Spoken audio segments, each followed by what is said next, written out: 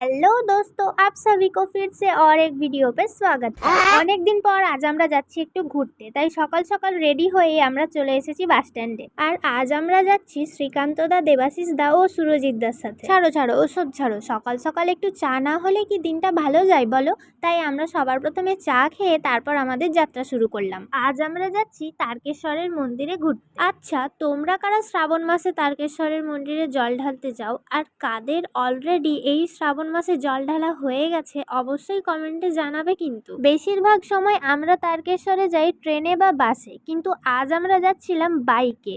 আর এত পরিমাণে রোদ বেরিয়েছিল সেটা তো তোমরা ভিডিওতে দেখতেই পাচ্ছ। প্রায় 2.5 ঘন্টা পর আমরা তারকেশ্বরে পৌঁছে যাই। আর শেওড়াফুলি থেকে তারকেশ্বর মন্দির যাওয়ার জন্য এই রাস্তাটায় কত সুন্দর লাইট দিয়ে সাজানো হয়েছে দেখো। প্রতি বছর এখানে যারা জল ঢালতে আসে তারাই একমাত্র জানে যে এখানে কি পরিমাণে আনন্দ হয়। সব থেকে বড় ব্যাপার হলো অত কিলোমিটার হাঁটার পর যখন বাবার মন্দিরে প্রবেশ করে বাবার দর্শন পাওয়া যায়, তখন সেই অনুভূতিটা যে কেমন হয় সেটা একমাত্র মহাদেবের ভক্তরাই বোঝে। যাক, অনেক বকাবকির পর আমরা তারকেশ্বরের মন্দিরে পৌঁছে যাই। মন্দিরে প্রবেশ করে মহাদেবের কাছে প্রণাম করে ওখানে কিছুক্ষণ থাকার পর আমরা চলে আসি কিছু খাওয়ার জন্য। তোমরা যদি তারকেশ্বরে ঘুরতে আসো তাহলে তোমাদের বলি, তারকেশ্বর নতুন বাস স্ট্যান্ডের কাছে আমন্ত্রণ বলে একটা রেস্টুরেন্ট রয়েছে।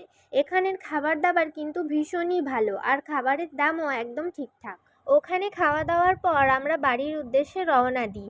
আর এখন তারকেশ্বর গেলে তোমরা দেখতে পাবে বিভিন্ন জায়গায় এরকম সুন্দর সুন্দর ওয়াল পেন্টিং করা হয়েছে শ্রাবণ মাসে শ্রাবণী মেলাতে তারকেশ্বরকে নতুন করে সাজিয়ে তোলার জন্য। যেহেতু আমাদের বাড়ি ফিরতে সন্ধে হয়ে গেছিল, তাই আমরা জারার এই চা দোকানটাতে একটু চায়ের আড্ডাতে বসি। বিশ্বাস করো, এখানের চা কিন্তু ভীষণই ভালো, চা লাভারদের জন্য একদম বেস্ট। যাই হোক, দেখা হবে তোমাদের সাথে পরের ভিডিওতে। আজকের যাত্রা এখানেই শেষ হলো, টাটা।